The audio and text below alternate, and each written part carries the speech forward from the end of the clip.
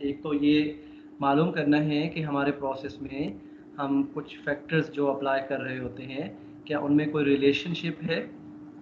अगर है तो उसकी स्ट्रेंथ क्या है? क्या वो स्ट्रॉन्ग रिलेशन है या वीक रिलेशन है? मैंने आपको 3-4 एग्जांपल्स भी बोली हैं कि हम जो फैक्टर्स चेंज करते हैं वो इंडिपेंडेंट वेरिएबल्स होते हैं, जैसे कि प्रेशर, टेम्परेचर, या कैटलिस्ट का सरफेस एरिया, या इंटेंसिटी ऑफ लाइट, या रिएक्टेंट की कंसंट्रेशन। ये वो फैक्टर्स हैं जो हम लोग चेंज करते हैं, एक्सपेरिमेंटर या ऑब्जर्वर। जब इन फैक्टर्स को आप चेंज करते हैं तो कोई एक जो प्रोडक्ट का फीचर होता है या उसकी कोई प्रॉपर्टी होती है वो चेंज होती है, वो डिपेंडेंट वेरिएबल होता है। तो उनमें कोई एक रिलेशनशिप डेवलप करने के लिए हम इस तरह की डायग्राम डिस्क्राइब करते हैं, और फिर उस रिलेशनशिप की स्ट्रेंथ को भी हम इसी डायग्राम से देखते हैं।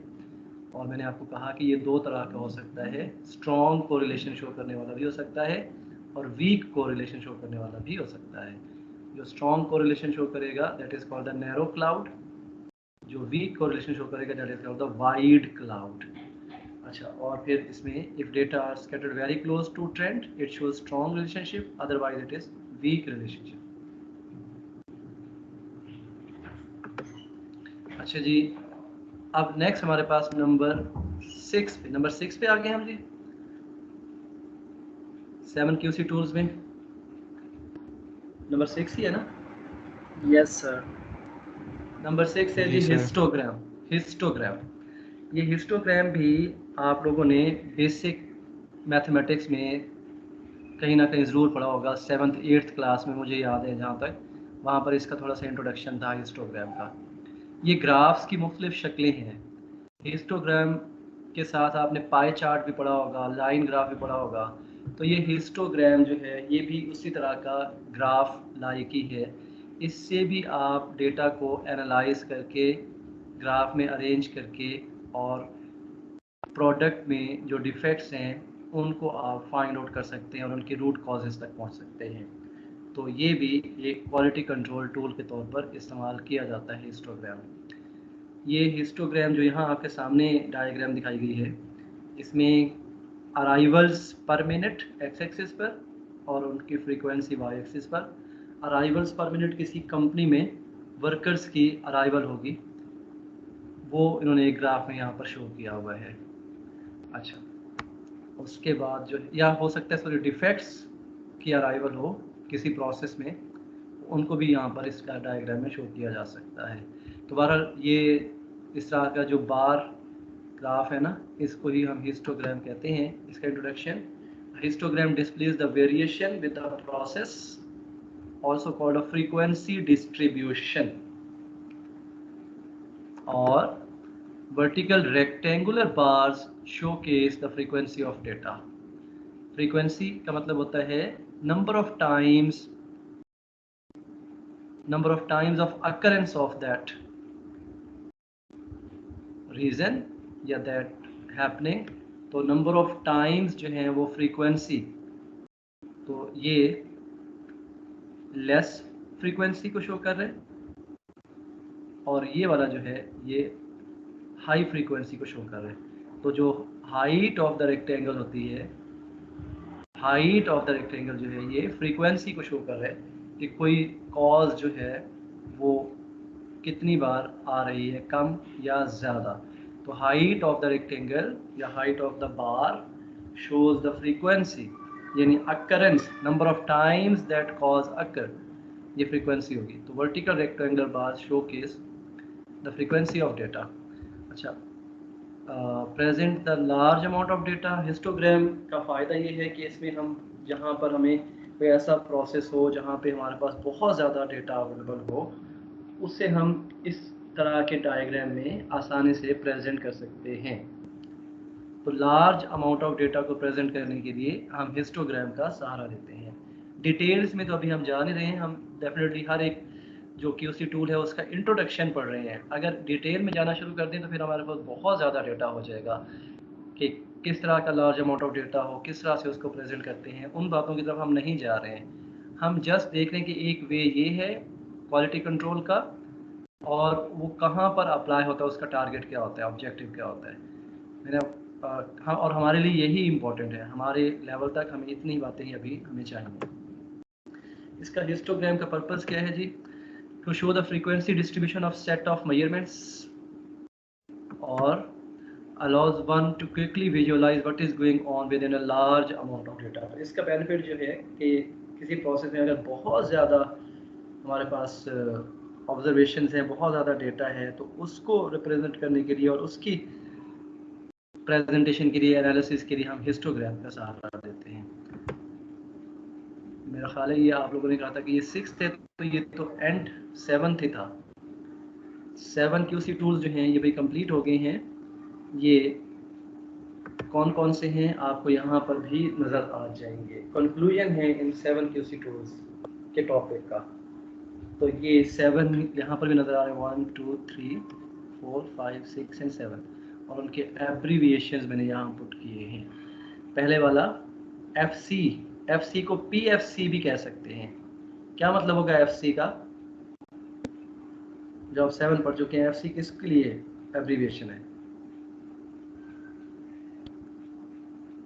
फ्लो चार्ट, या PFC होता तो प्रोसेस फ्लो चार्ट। हमने प्रोसेस फ्लो चार्ट शुरू में डिस्कस किया था, तो इसको PFC भी कह सकते हैं, FC भी कह सकते हैं। ये सारा कंक्लूजन जो है ये हर एक QC टूल का मेन ऑब्जेक्टिव यहाँ पर एक एक लाइन में मैंने यहाँ पुट किया। तो FC यानी फ्लो चार्ट क्या करता है? Flow chart gives the bird eye view of the actual process and helps in finding the trouble spots in the process। ये मैंने पहले भी बताया था कि एक एक इम्पोर्टेंट फीचर जो है हर एक का आपको अच्छे तरीके से मालूम होना चाहिए, और यही आपके MCQs बनेंगे एग्जाम में। तो फ्लो चार्ट क्या प्रोवाइड करता है? Bird eye view of the actual process and helps in finding the trouble spots in the process. पूरा प्रोसेस आपके सामने एक फ्लो चार्ट की शक्ल में होता है, उसमें सारे स्टेप्स इन्वॉल्व होते हैं, इनपुट भी इन्वॉल्व होता है, और प्रोसेसिंग के स्टेप्स भी इन्वॉल्व होते हैं, डिसीजन मेकिंग भी इन्वॉल्व होती है, और आउटपुट भी इन्वॉल्व होता है, कंक्लूजन्स भी इन्वॉल्व होते हैं उसके अंदर।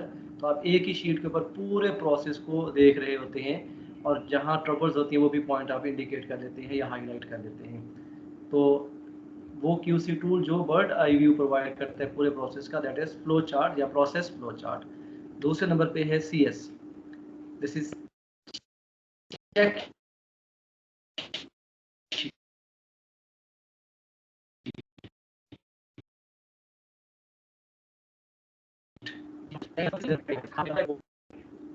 उसी टाइम पे जब प्रोसेस को परफॉर्म किया जा रहा है, और उसी लोकेशन पे जहाँ पे प्रोसेस को परफॉर्म किया जा रहा है, वहाँ पे वो एनालिसिस है, और वहीं पे आप वो नोट डाउन करते हैं एक सादा सी शीट के अंदर डिफेक्ट्स या उनकी occurrence.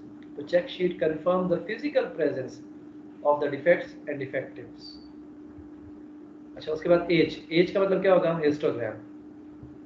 Histogram showcase the large amount of the data in graphical format. तो अभी हमने ये इसको एंड के ऊपर पढ़ा है। तो लार्ज अमाउंट ऑफ डेटा जब ग्राफ में पुट करना होगा तो उसके लिए हम हिस्टोग्राम को लेकर आएंगे। तो एक एक पॉइंट बहुत इंपॉर्टेंट। बर्ड आई व्यू कौन देगा? Flow chart. Physical appearance of defects कौन बताएगा? Control sheet, check sheet. और लार्ज अमाउंट ऑफ डेटा को ग्राफिकल फॉर्मेट में कौन कन्वर्ट करेगा? हिस्टोग्राम। और पीसी का मतलब क्या होगा भाई? Pareto chart. पैरेटो चार्ट या पैरेटो एनालिसिस जिसको हमने कहा था। तो Pareto chart prioritizes the vital few instead of trivial many।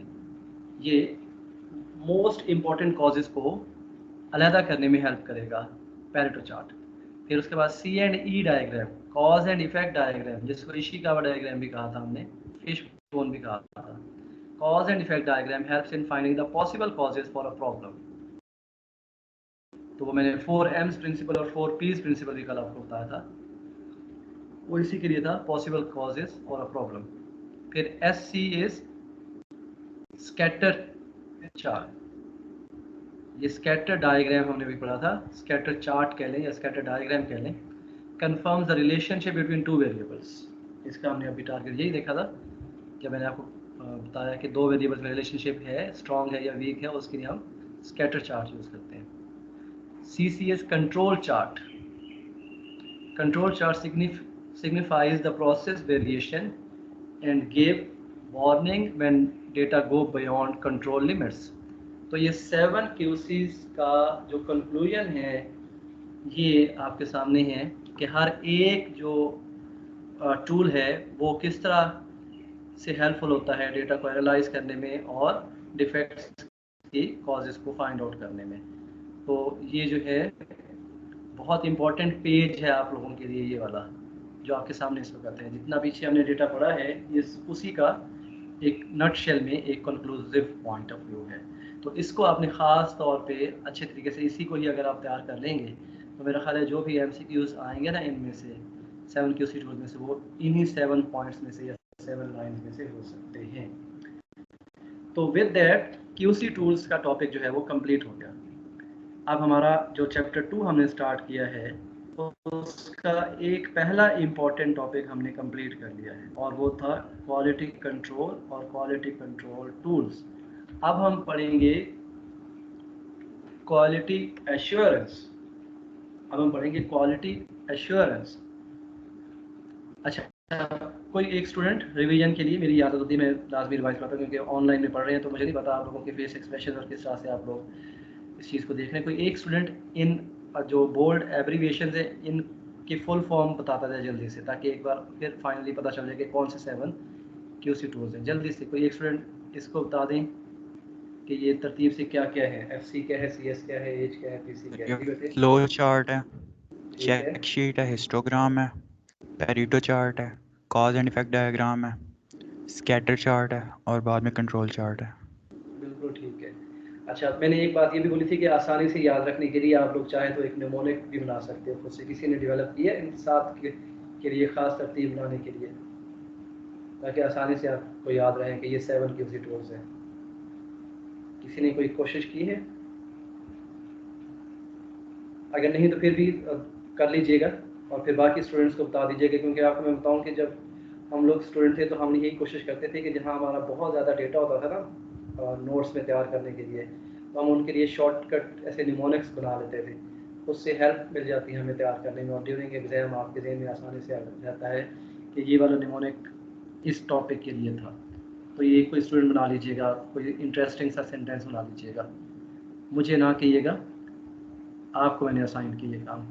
Okay जी, अब हमारा नेक्स्ट टॉपिक शुरू हो गया बच्चों, और नेक्स्ट टॉपिक जो है उसके लिए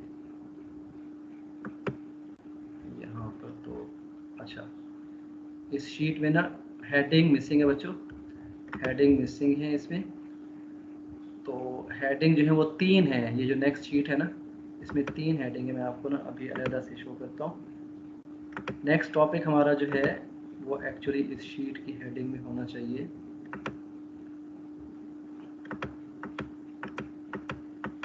यस, ये आप यहाँ से हेडिंग देख लें कि आप इस शीट में जो भी हम शुरू करने वाले हैं आप ये सीखेंगे कि व्हाट इज़ क्वालिटी, फिर व्हाट इज़ एश्योरेंस, फिर व्हाट इज़ क्वालिटी एश्योरेंस।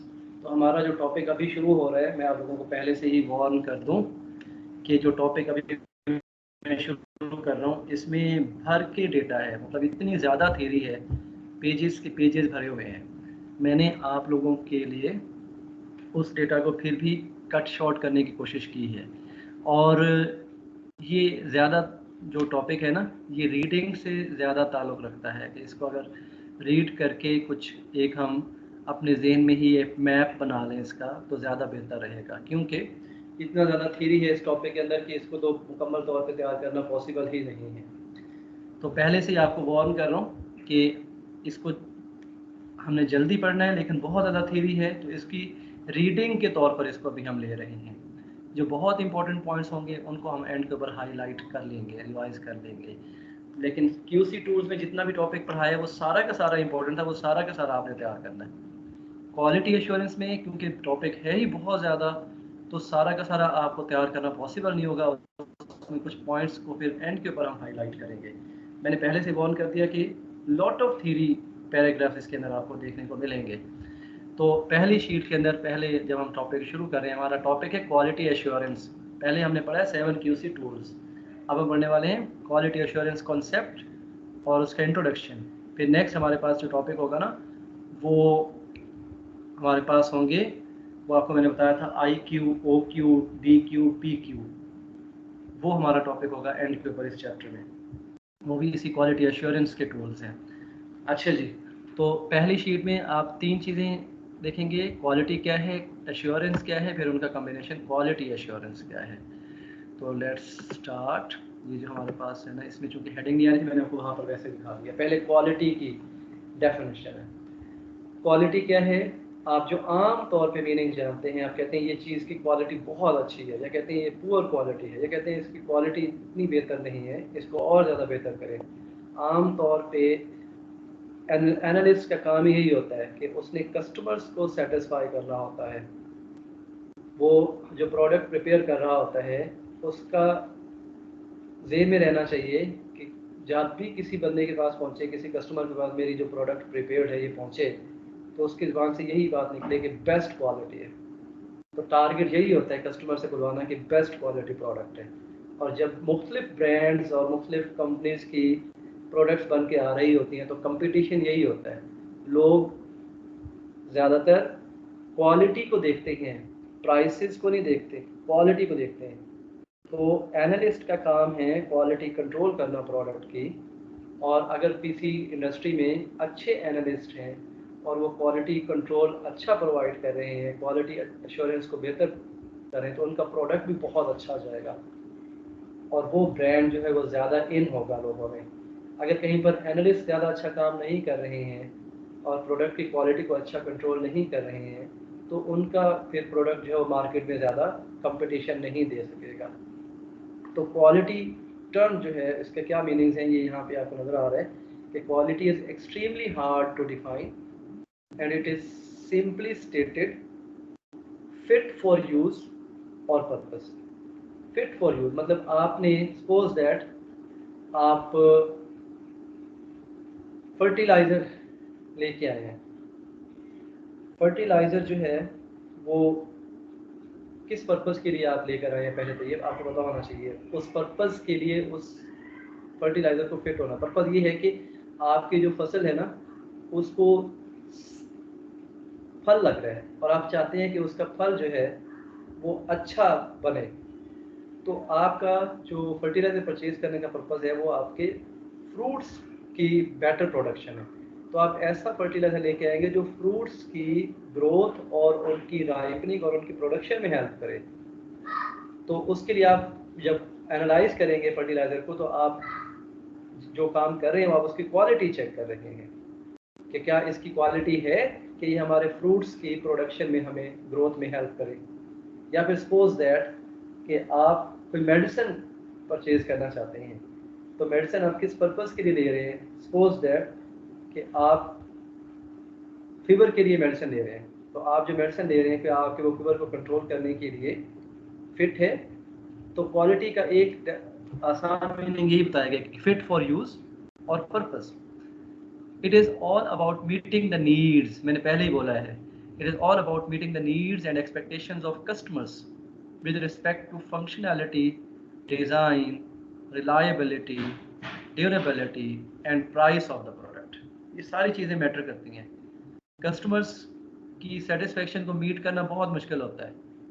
तो एनालिस्ट के ज़हन में रहना चाहिए कि कुछ लोग जो हैं वो देखेंगे कि जो हमारे पास हम जो चीज़ लेना चाह रहे हैं वो डिज़ाइन में कैसी है, दिखने में कैसी है, लोग इस चीज़ को भी देखते हैं। क्या वो ज़्यादा देर के लिए हमारा बेहतर रहेगी, ड्यूरेबल है, उसकी प्राइस भी मुनासिब है, उसका फंक्शन भी बेटर है। तो ये सारी चीज़ें देखी जाती हैं। तो ये सारे ही फैक्टर्स क्वालिटी में आ जाते हैं। आप ये देखें कि आप खुद कोई चीज़ परचेज़ करने के लिए गए हैं, तो आप उसमें जो फीचर्स चाहते हैं वो उसकी क्वालिटी को डिफ़ाइन करते हैं।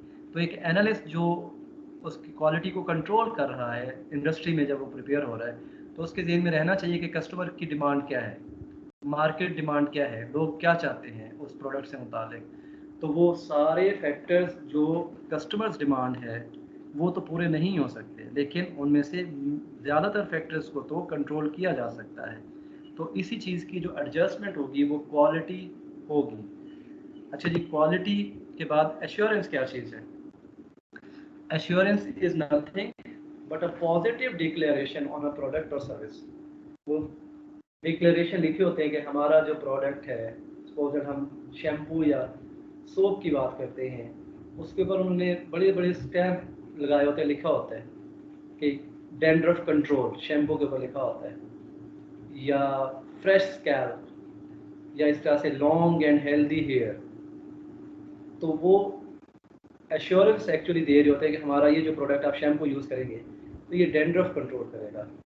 समटाइम लिखा होता है डैंड्रफ फ्री, या लिखा होता है जैसे मेरे पास फ्रेश स्कैल्प, इस तरह की चीज़ें। तो वो एक्चुअली एश्योरेंस दे रहे होते हैं कि हमारे जो प्रोडक्ट आप यूज़ करेंगे इसमें ये एश्योरेंस है कि ये इस फीचर को ज़रूर आपको प्रोवाइड करेगी। तो assurance is nothing but a positive declaration of a product और सर्विस। वो लिखा होता है जो ऊपर ना, वो एक्चुअली वो डिक्लेरेशन होती है, वो एश्योरेंस होती है विच गिव्स कॉन्फिडेंस। आप जब किसी पैकेटेड चीज़ को उठाते हैं तो उसके ऊपर जो लिखा होता है ना उसके फीचर्स वो आप पढ़ते हैं, तो आप डिसाइड भी इसी सेंस में करते हैं कि अच्छा इसका ये फीचर है कि ये डैंड्रफ कंट्रोल करेगा, तो हमें डैंड्रफ कंट्रोल के लिए ही चाहिए। जबकि उसमें डेफिनेटली जो है वो बाकी पर्पसेस भी उसके अंदर शामिल होते हैं, लेकिन कोई एक फीचर जो ज़्यादा स्ट्राइकिंग होता है तो वो डिक्लेयर करना ज़रूरी होता है, उसको एश्योरेंस के तौर पर लेंगे। It is certainly of a product or a service which it will work well. ठीक है, उसमें शैम्पू आप और भी कोई यूज़ कर लेंगे, लेकिन जो आप डैंड्रफ कंट्रोल के लिए ले रही हैं ना, उसने उस पर्पज़ को ज़्यादा अच्छे तरीके से परफॉर्म करना है, इसलिए आपने वही ख़रीदा है। और कुछ लोग कहते हैं नहीं मुझे डैंड्रफ फ्री नहीं चाहिए, मुझे वो चाहिए जो मेरे बालों को लंबा करे। फिर आप कहेंगे फॉर लॉन्ग हेयर, वो भी लिखा होता है शैम्पू बॉटल्स के ऊपर, for long and strong hair. तो आप कहेंगे मुझे बालों को मजबूत करना है और लंबा करना है, तो मुझे यही चाहिए बस। तो जो किसी प्रोडक्ट के ऊपर डिक्लेयर किया गया होता है कोई एक फीचर, वो उसकी एश्योरेंस होती है कि ये ज़रूर फीचर इसके अंदर है। तो अगर आपको कोई स्पेसिफिक फीचर के लिए प्रोडक्ट चाहिए तो फिर आप उसको एश्योरेंस आप वो स्टैम्प कर देते हैं अपने प्रोडक्ट के ऊपर कि हमारी प्रोडक्ट के अंदर ये तो लाजमी है। अच्छा, इट प्रोवाइड्स अ गारंटी, ये देखिए मैंने कहा it provides a guarantee that the product will work without any problem as per the expectation और रिक्वायरमेंट्स। तो ये भी एनालिस्ट का ही काम है कि वो प्रोडक्ट की जब क्वालिटी को कंट्रोल करे, क्वालिटी डिसाइड करे, क्वालिटी डिज़ाइन करे, तो वो कोई एक या दो या तीन या ज़्यादा बातें भी हो सकती हैं जो एश्योर कर दे कि अच्छा ये तो लाजमी हमारे प्रोडक्ट में है, ये तो लाजमी अवेलेबल होंगे। तो वो फिर जब वो मार्केटिंग वाले बंदे होते हैं ना, उन तक ये पहुंचाना ज़रूरी होता है कि भाई आप पूरे कॉन्फिडेंस के साथ लोगों को ये बात बोलें कि हमारा ये जो प्रोडक्ट है ये वाला फीचर तो ज़रूर प्रोवाइड करेगा, इसको तो ज़रूर लेके जाए। तो फिर आप वो हाईलाइटेड फीचर जो कमर्शियल चल रहे होते हैं तो उसमें भी वो यही पॉइंट्स को बोल रहे होते हैं। तो आप ध्यान में रखिएगा जब ये एड्स चलते हैं किसी प्रोडक्ट के या मार्केट में आप लेने जाते हैं, जो उनके ऊपर हाईलाइटेड चीज़ें लिखी होती हैं वो एश्योरेंस होती है, वो गारंटी होती है उस कंपनी की तरफ से, वो एनालिस्ट की तरफ से, उस इंडस्ट्री की तरफ से कि हमारी प्रोडक्ट के अंदर ये फीचर तो लाजमी है, ये गारंटीड है। बाकी फीचर जो हैं उनकी गारंटी नहीं दी जा रही होती, लेकिन वो भी उसके अंदर हो सकते हैं। तो क्वालिटी और एश्योरेंस को अलग-अलग आपने देखा। अब क्वालिटी एश्योरेंस क्या है, अब इकट्ठे। Quality assurance is also known as QA testing. QA testing यानी quality assurance testing. QA is defined as an activity to ensure that an organization is providing the best product or service to the customers। अब देख लें, simple सी बात है, जो भी आपके पास आपके घरों में जो चीज़ें जाती हैं, आप किसी भी प्रोडक्ट को देख लें, जैसे मैं शैम्पू या सोप की बात कर रहा हूँ, कितने सारे ब्रांड्स अवेलेबल हैं। आपके घर में जो जाता है वो किस बुनियाद पर जाता है, आप इन्हीं फीचर्स को देखते हैं जो ऊपर बताए गए थे कि फिट फॉर यूज़ हो, फंक्शनैलिटी बेटर हो, बाकी के मुकाबले में डिज़ाइन भी अच्छा हो, रिलायबल हो, ड्यूरेबल हो, प्राइस भी कंट्रोल हो, और कोई एक ख़ास फीचर जो आप रिक्वायर कर रहे होते हैं वो भी उसके अंदर लाजमी मौजूद हो।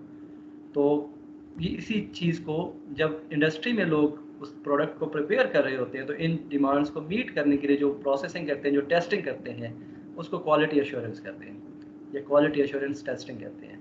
तो QA यानी quality assurance is defined as an activity to ensure that an organization is providing the best product or service to the customers। तो मेन भाई किसी एनालिस्ट के लिए या इंडस्ट्रियलिस्ट के लिए मेन पार्टी जो वो कस्टमर है, क्योंकि उसने उसकी प्रोडक्ट को परचेज करना है और वो परचेज करेगा मार्केट में, उसकी प्रोडक्ट ज़्यादा फेमस होगी तो वो इंडस्ट्री भी ज़्यादा अच्छे वर्क करेगी। अगर इंडस्ट्री ज़्यादा अच्छा वर्क करेगी तो एनालिस्ट को भी फ़ायदा होगा और सो ऑन। तो ये 3 छोटी छोटी बातें इंट्रोडक्शन में थी, क्वालिटी, फिर अलहदा से एश्योरेंस और फिर क्वालिटी एश्योरेंस। अब हमने ये अलहदा से इसका अच्छा लगा था, क्वालिटी एश्योरेंस और क्वालिटी एश्योरेंस। अब ये मैंने एक डायग्राम जो है वो शो की है। वैसे तो बहुत ज़्यादा ऑप्शन अवेलेबल थी, लेकिन मैंने फिर भी एक जो साइकिल है क्वालिटी एश्योरेंस का उसको यहाँ पर पुट किया है कि सबसे पहले हम यहाँ से अगर शुरू करते हैं, हम क्वालिटी एश्योरेंस के लिए कि कस्टमर की सेटिस्फेक्शन तक हमने अपने प्रोडक्ट को प्रोवाइड करना है कि कस्टमर हाईली सेटिस्फाइड हो जाए, सारे फीचर्स अवेलेबल हो जो उसको चाहिए हमारे प्रोडक्ट के अंदर। तो हम सबसे पहले तो प्लानिंग करेंगे। प्लानिंग का मतलब ये होगा मार्केट एनालिसिस होगा, लोगों को क्या चाहिए। सपोज दैट आप सोप मेकिंग फैक्ट्री में ही है, इंडस्ट्री में है, और आपका काम है सोप की क्वालिटी को कंट्रोल करना। तो आप पहले क्या मार्केट एनालिसिस करेंगे, सर्वे करेंगे, लोगों के पॉइंट ऑफ व्यू देखेंगे, लोगों की डिमांड्स को देखेंगे, कस्टमर्स क्या चाहते हैं। तो वो उसकी डिमांड्स, लोगों की, कस्टमर्स की डिमांड को देखकर आप बैठ के प्लानिंग करेंगे। प्लान करने के बाद ये उस प्लान को एग्जीक्यूट करने के लिए आप अपने रिक्वायरमेंट्स सेट करेंगे। डेफिनेटली अगर आप एनालिस्ट हैं तो आपने जो प्लान किया रिक्वायरमेंट्स फिर आप उसको देंगे, जो ओनर है उसको कहेंगे कि हमें ये वाली चीज़ें चाहिए, ये मटेरियल चाहिए, ये मशीनरी चाहिए, इस तरह का सेटअप चाहिए। अगर हमें इस तरह का प्रोडक्ट प्रिपेयर करना है तो फिर वो आपको जब रिक्वायरमेंट्स पूरी करके देगा, फिर आप एक डिज़ाइन बनाएंगे प्रोसेस का कि इस मशीनरी को किस तरह से वर्क करना है, कितने लोग कंट्रोल करेंगे, कितने अमाउंट में हमें रॉ मटेरियल यूज़ करना है, प्रोडक्ट का साइज़ क्या होगा, प्रोडक्ट के अंदर फीचर्स किस तरह से ऐड किए जाएंगे एंड सो ऑन। जो डिज़ाइन करेंगे पूरा, फिर उसको डेवलप करेंगे यानी एग्जीक्यूट करेंगे। फिर आप वो अपना प्रोडक्ट जो है वो प्रिपेयर करेंगे। जब वो प्रोडक्ट प्रिपेयर हो जाएगा तो फिर quality control testing main feature यहाँ पर आ जाएगा। जब वो प्रिपेयर हो जाएगा ना, प्रिपेयर प्रोडक्ट की क्वालिटी कंट्रोल और क्वालिटी एश्योरेंस टेस्टिंग फिर आप करेंगे। सैंपल लेकर लेबॉर्ट्री के अंदर आप उसको टेस्ट करेंगे कि जो हमने फीचर्स प्लान किए थे, जो रिक्वायरमेंट थी, क्या वो फीचर्स अभी मुकम्मल तौर पे उसके अंदर हैं। जब हमने उसको प्रिपेयर कर लिया है तो आप उसको क्वालिटी कंट्रोल टेस्ट में लेके जाएंगे। फिर आप उसकी वैलिडेशन चेक करेंगे कि वैलिड भी है। वैलिडेशन में बहुत सारे फैक्टर्स आएंगे, इसमें मैनेजेरियल फैक्टर्स भी आएंगे, इसमें इकोनॉमिकल फैक्टर्स भी आएंगे। और मतलब ये कि हो सकता है कि आप कस्टमर्स की डिमांड को पूरा करते करते बहुत ज़्यादा एक्सपेंसिव चीज़ बना बैठे, तो वो तो वैलिड नहीं होगी। फिर कस्टमर्स बहुत ज़्यादा एक्सपेंसिव चीज़ लेने नहीं जाएंगे। मैं आपको एक सादा सा एग्जांपल देता हूँ। जब आप मार्केट में जाते हैं ना, तो हेड एंड शोल्डर जो शैम्पू है, अगर आप किसी अच्छे सुपर स्टोर पे गए हैं, मार्केट में गए हैं, तो हेड एंड शोल्डर की एक बॉटल आपको शायद मिलेगी 475 या 500 की। उसी तरह की एक बॉटल अलहदा शेल में पड़ी होगी, वो आपको मिलेगी 2000 में। अगर पूछेंगे कि ये एक ही चीज़ है, एक ही साइज़ है, एक ही चीज़ है, तो वो कहेंगे ये इम्पोर्टेड है और ये लोकल है। ये मैंने खुद भी एक्सपीरियंस किया है। ख़ास तौर पे सेल्सन ब्लू शैम्पू जो है वो, उसमें मुझे बहुत ही ज़्यादा फ़र्क नज़र आया। एक ही तरह की चीज़ थी, एक 260 की थी और एक जो है वो 1900 समथिंग की थी। तो वो इसका मतलब ये है कि यहाँ पर ये भी चेक करना होता है कि वैलिडेशन में इस तरह की चीज़ें आएंगी, इकोनॉमिक्स आएगी, मैनेजरियल चीज़ें आएंगी, क्या आगे ये वैलिड भी रहेगा, लोग इसको एक्सेप्ट भी करेंगे या नहीं करेंगे। जब वो आप वैलिडिटी भी उसकी चेक कर लेंगे तो फिर आप उसको इम्प्लीमेंट कर देंगे। आपका प्रोडक्ट प्रिपेयर हो गया और to the satisfaction of customers prepare हो गया, फिर आप उसको इम्प्लीमेंट कर देंगे। और उस इंडस्ट्री के अंदर हर बार वही आपका जो एक प्रोसेसिंग डिज़ाइन है वो चलता रहेगा। वो फिर जब तक कोई फर्दर आपको चेंज नहीं लाते हैं, तब तक वो जो आपका डिज़ाइन प्लान है वो इम्प्लीमेंट होता रहेगा, प्रोडक्ट प्रिपेयर होता रहेगा। तो ये क्वालिटी एश्योरेंस साइकिल है।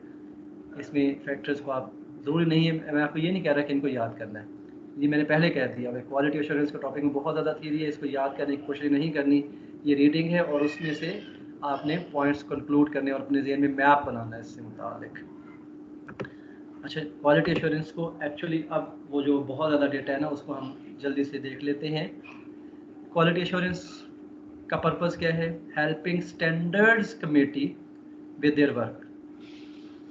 स्टैंडर्ड्स सेट करने के लिए भी कमेटीज़ होती हैं, उनको हेल्प करने के लिए क्वालिटी एश्योरेंस वालों से वो डेफिनेटली डेटा मांगेंगे। या क्वालिटी एश्योरेंस वालों को ही बोलेंगे कि हमें बताएं कि क्या स्टैंडर्ड हम सेट करें इसका। अच्छा, special projects collecting and analyzing data related to quality and assisting others inside the organization to implement their own procedures। ये क्वालिटी एश्योरेंस वालों का काम क्या होता है ये यहाँ पर बताया गया है। स्टैंडर्ड कमेटी को हेल्प करना, कुछ स्पेशल प्रोजेक्ट्स, यानी जब कंपटीशन आ जाता है एक प्रोडक्ट, सेम प्रोडक्ट मुख्तलिफ ब्रांड से आ रहा होता है, तो वो कोई एक स्पेशल प्रोजेक्ट ही बन जाता है लोगों को, एनालिस्ट के लिए, कि दूसरों को कंपटीशन में कैसे बीट करना है और अपने प्रोडक्ट को कैसे नंबर 1 पे लेके आना है। फिर उसका डेटा कलेक्ट करना भी क्वालिटी एश्योरेंस वालों का काम होता है और उसको एनालाइज करना। फिर जो लोग अदर उस ऑर्गेनाइजेशन में जो और लोग काम कर रहे होते हैं उनको बताना भी होता है, उनको असिस्ट भी करना होता है कि भाई इस तरह से काम करोगे तो हम इसकी क्वालिटी को बेटर कर सकेंगे। तो क्वालिटी एश्योरेंस वाले का क्या काम होता है ये पहले बताया गया। इसकी एग्जांपल्स जो हैं,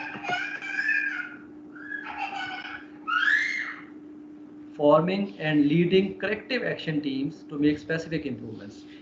अच्छा, समटाइम्स ये होता है कि पूरी टीम जो है वो एनालिस्ट जो है वो एडवाइस कर रहे होते हैं कि अच्छा इस तरह की टीम रखो, इस तरह के लोग होने चाहिए जिन्हें मालूम हो कि ये प्रोडक्ट की क्वालिटी को किस तरह से कंट्रोल करना है। तो टीम फॉर्मेशन में भी एनालिस्ट जो है, जो क्वालिटी एश्योरेंस टीम होती है या क्वालिटी एश्योरेंस ग्रुप होता है या क्वालिटी एश्योरेंस जो डिपार्टमेंट है या अलग से डिपार्टमेंट होगा, वो पूरी टीम मेकिंग में भी इन्वॉल्व होते हैं। पूरी इंडस्ट्री में टीम किस तरह की होनी चाहिए, लोग कैसे होने चाहिए, उनकी क्वालिफिकेशन क्या होनी चाहिए, उनकी एक्सपर्टीज़ क्या होनी चाहिए, इंस्ट्रूमेंटेशन किस तरह की होनी चाहिए, वो ही क्वालिटी एश्योरेंस ग्रुप ही हेल्प करता है। इसी तरह से facilitating quality actions of others. अब स्टेप वाइज भी क्वालिटी होती है। एक मशीन से जब प्रोडक्ट बन के आ रहा है तो उसी स्टेप के ऊपर भी जाके क्वालिटी को चेक करना भी इम्पोर्टेंट होता है। 1 मिनट वेट करेंगे स्टूडेंट्स, 1 मिनट वेट करेंगे।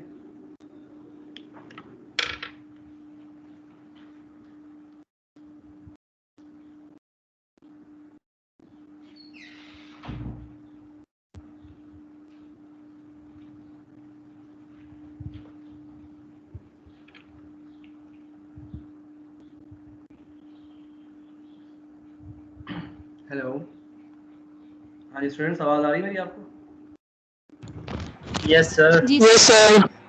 अच्छा जी, नेक्स्ट जो है हमारे पास इसी में क्वालिटी एश्योरेंस वाले को ये टारगेट्स या उनके काम की, उनका मकसद क्या होता है क्वालिटी एश्योरेंस ग्रुप का। Evaluating tools, techniques, procedures and standards. अब डेफिनेटली क्वालिटी एश्योरेंस वाले ही भी ये बता सकेंगे कि जो आप इंस्ट्रूमेंट्स या एपरेटस यूज़ कर रहे हैं वो अप टू द स्टैंडर्ड है या नहीं है, या जो प्रोसेस या प्रोसीजर अप्लाई किया जा रहा है उस प्रोडक्ट को बनाने के लिए वो भी ठीक है या नहीं है। तो उसको एवेल्युएट करना, टूल्स को, टेक्निक्स को, प्रोसीजर्स को, वो भी इन्हीं का ही काम बनेगा क्वालिटी एश्योरेंस ग्रुप्स का। वो डेफिनेटली एडवाइस करेंगे कि ये प्रोसीजर ठीक नहीं है, इसको बेटर करें। अच्छा, तो definitely quality assurance benefits to company, किस तरह से बेनिफिट होगा कंपनी को?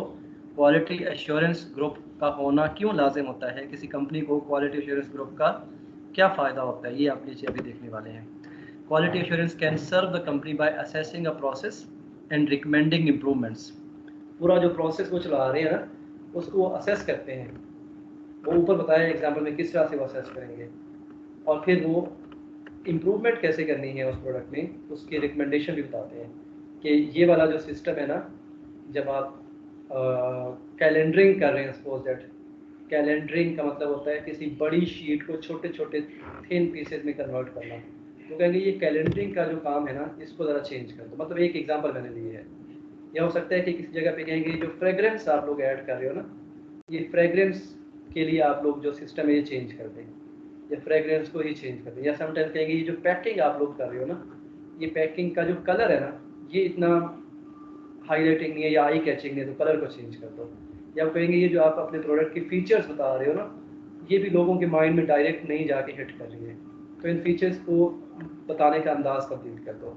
या वो ये कहेंगे हमारी जो प्रोडक्ट है इसकी जो साइज़ है, उस साइज़ को अगर हम इस तरह से कंट्रोल करें तो फिर ज़्यादा बेटर हो जाएगा। तो इस तरह के रिकमेंडेशन इंप्रूवमेंट्स के लिए देना, ये क्वालिटी एश्योरेंस का काम होता है, और इससे कंपनी को डेफिनेटली बेनिफिट ही होगा। अच्छा, उसके बाद बाय हेल्पिंग टू इम्प्रूव को पैकर्स क्वालिटी परफॉर्मेंस। ये जो को पैकर्स क्वालिटी परफॉर्मेंस है, ये क्वालिटी एश्योरेंस की एक टर्म है जिसको मैंने यहाँ डिफाइन नहीं किया, पर ये भी उस एक क्वालिटी एश्योरेंस के लिए एक टर्म होती है, उसकी भी इम्प्रूवमेंट के लिए क्वालिटी एश्योरेंस हेल्प करेगा। फिर evaluating and recommending changes in a division और प्लांट प्रोग्राम।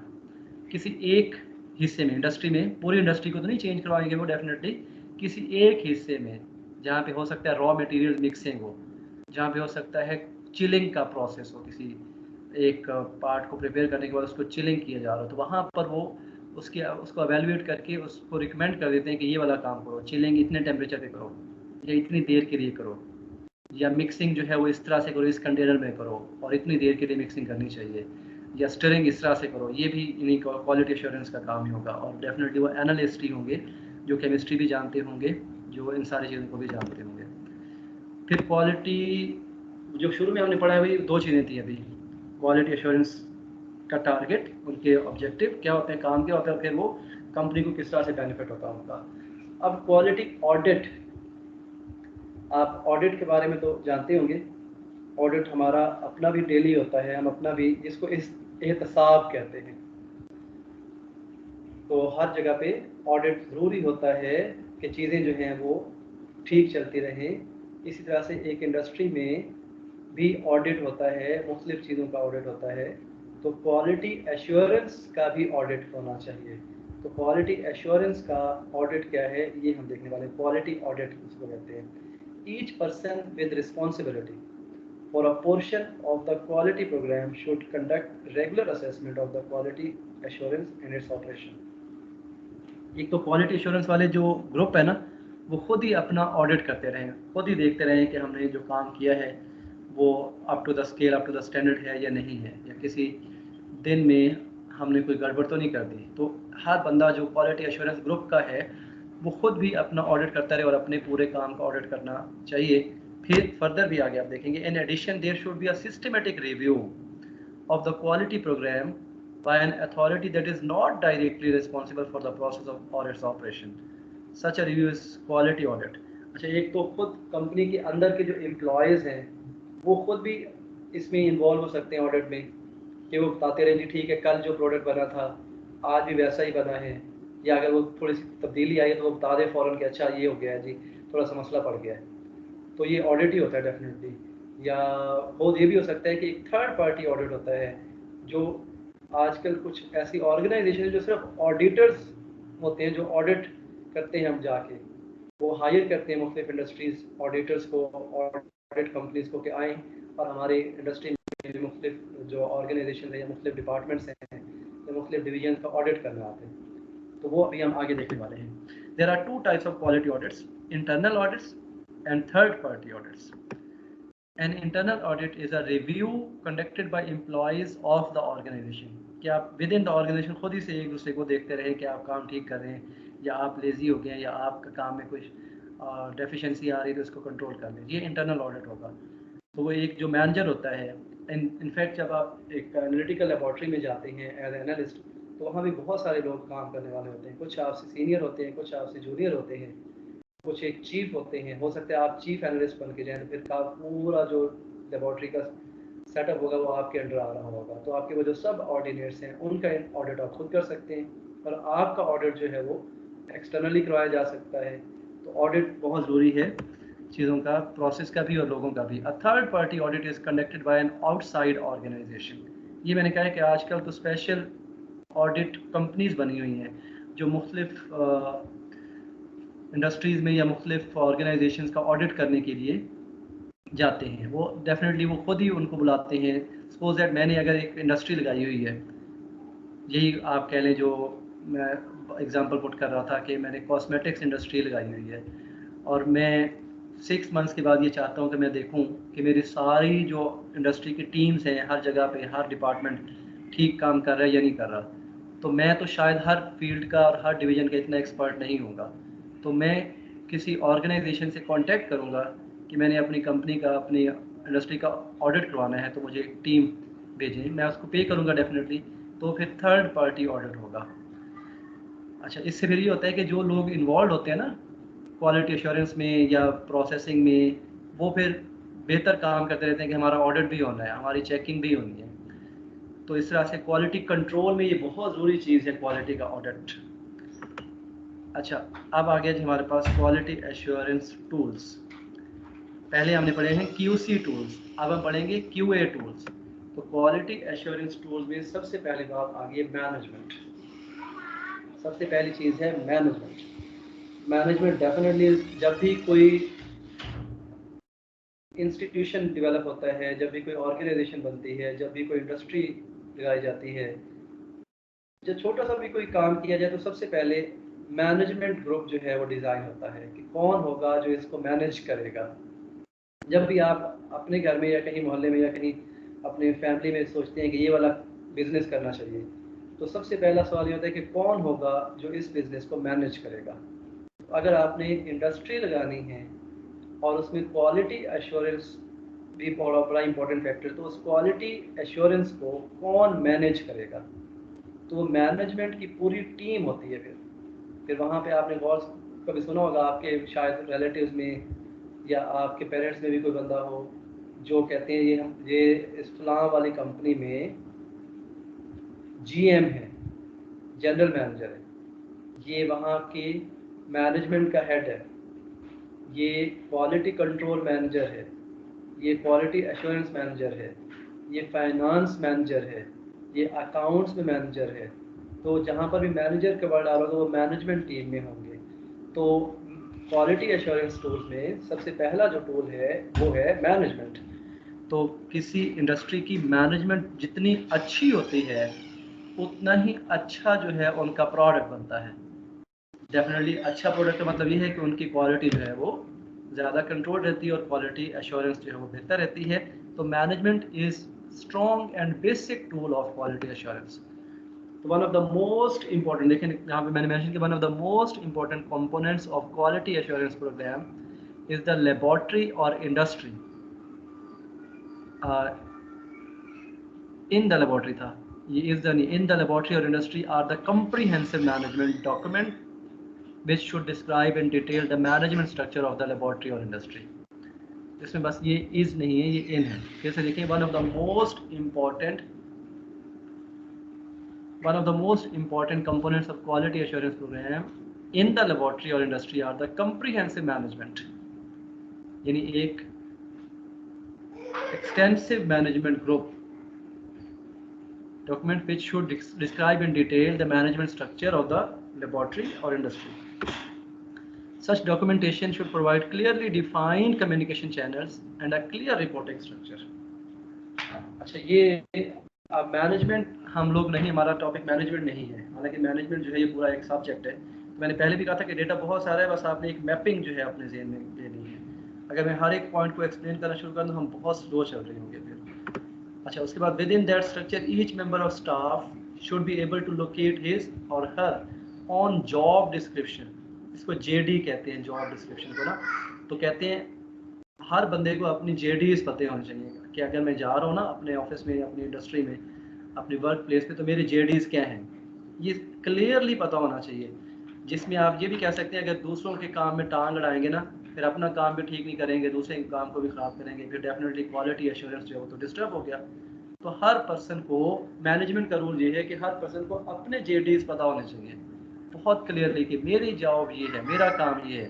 अगर हर बंदा ही अपना काम ठीक कर रहा होगा, प्रॉपर कर रहा होगा, तो फिर ओवरऑल पूरी कंपनी का काम ठीक चल रहा होगा, क्वालिटी कंट्रोल रहेगी। तो within the structure each member of staff should be able to locate his or her on job description and responsibilities and their relationship with other staff members who are subordinate or superior.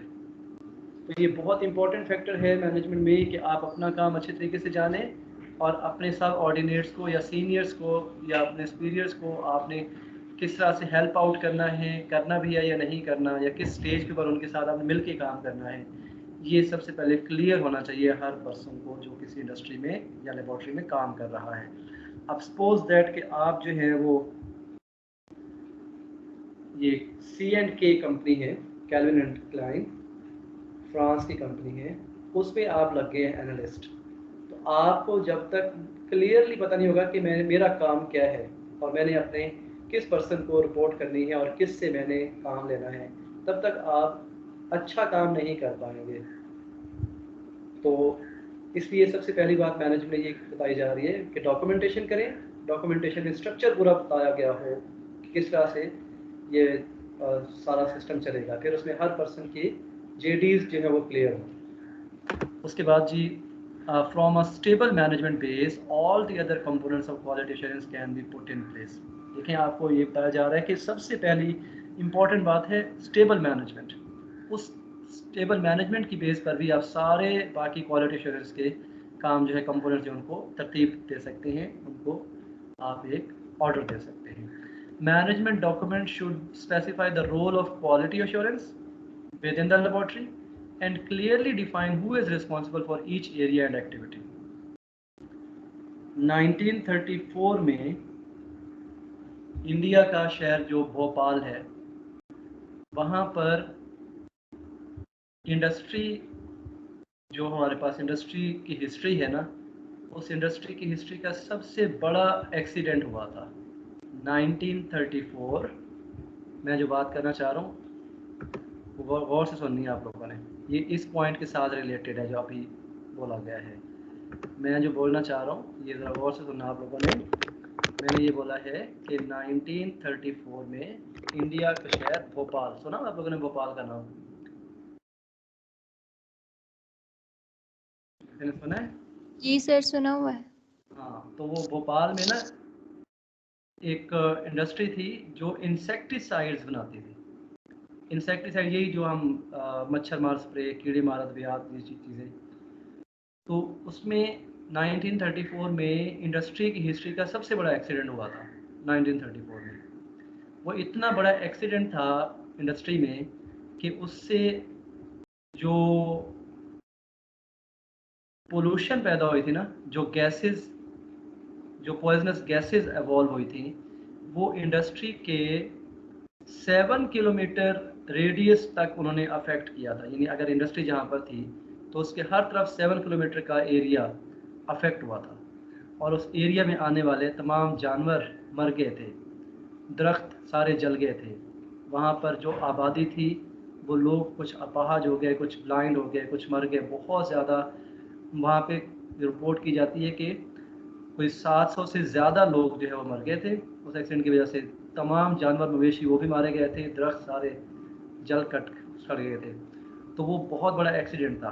अब उसके ऊपर बहुत साल inquiry चलती रही, उसके ऊपर ये सारा काम चलता रहा कि ये एक्सीडेंट कैसे हुआ। तो बहुत ज़्यादा लोगों ने प्रोबेबल रीज़न बताए कि ये रिस्पॉन्सिबल बंदा था जिसकी वजह से ये एक्सीडेंट हुआ। लेकिन अभी तक उस एक्सीडेंट की, उसको भोपाल इंसिडेंट कहते हैं, आप नेट से सर्च भी कर सकेंगे उसको, भोपाल इंसिडेंट। तो वो भोपाल इंसिडेंट की अभी तक मुकम्मल जो रिस्पॉन्सिबिलिटी किसी बंदे के ऊपर नहीं डाली जा सकी। तो वो जो मैंने एक्चुअली अपने एमफिल में ये पढ़ा हुआ है, वो हमने जो किया था, अपने जो स्टूडेंट्स हम थे, एक डिस्कशन की थी, उसमें यही था कि वो मिक्सिंग वाला जो बंदा था ना, जो प्लांट में मिक्सिंग कर रहा था मटेरियल्स की, उसने जो वाटर पुट करना था उसका प्रेशर एक एडजस्ट नहीं किया और गलत टैंक के अंदर उसने वाटर का पाइप कनेक्ट कर दिया जहाँ पे नहीं कनेक्ट करना चाहिए था, जिससे वो एक ऐसा ख़तरनाक एक्सोथर्मिक रिएक्शन हुआ कि उस एक्सोथर्मिक रिएक्शन से वो गैसेस बाहर चली गई और वो एक बहुत बड़ा क्लाउड बन गया गैसेस का इंडस्ट्री से, और वो फिर स्कैटर हुआ ड्रॉपलेट्स के फॉर्म में, हर जगह पे गिरा, जहाँ जहाँ पे गिरा वहाँ पे वो 7 किलोमीटर के रेडियस में इतना दूर चला गया, वो इतना बड़ा क्लाउड बन गया था वो। तो वो बहरहाल ये जो पॉइंट था ना आपको, जो मैंने अभी बताया था ये वाला, कि management document should specify the role of quality assurance within the laboratory and clearly define who is responsible for each area and activity. आमतौर पर ये होता है ना कि पाकिस्तान में भी आपने सुना होगा, हमारी भी आदत होती है, हम जा रहे होते हैं बाहर चाय पीने, तो हम अपने किसी बंदे को कह के जाते हैं मैं चाय पीने जा रहा हूँ, तो आपने ये करना है कि थोड़ी देर के बाद ना ये वाला पाइप यहाँ से उतार के उधर लगा देना है। आप ये जिसको आप कह के जा रहे हो उसको आइडिया नहीं, एक पाइप कैसे उतारना है, आगे कैसे लगाना है, प्रेशर क्या रखना है, वो कैसे यूज़ करना है। आप हल्का सा जल्दी से गाइड कर दीजिए, ये कर देना, मैं ज़रा सिगरेट पी के आता हूँ। तो यहाँ पर ये बताया जा रहा है कि हर बंदे को अपनी ड्यूटी क्लियर पता होनी चाहिए और उसको खुद ही परफॉर्म करनी चाहिए, फिर ही आप क्वालिटी एश्योरेंस की बात कर सकते हैं, क्वालिटी को कंट्रोल कर सकते हैं। तो बच्चों आज का लेक्चर का टाइम जो है वो ऑलमोस्ट कंप्लीट हो गया है। मैं फिर से डिफ़ाइन कर दूं, जो टॉपिक है ये मुश्किल नहीं है, ये गपशप की टाइप में ही है, आपको लग भी रहा होगा, लेकिन है बहुत ज़्यादा।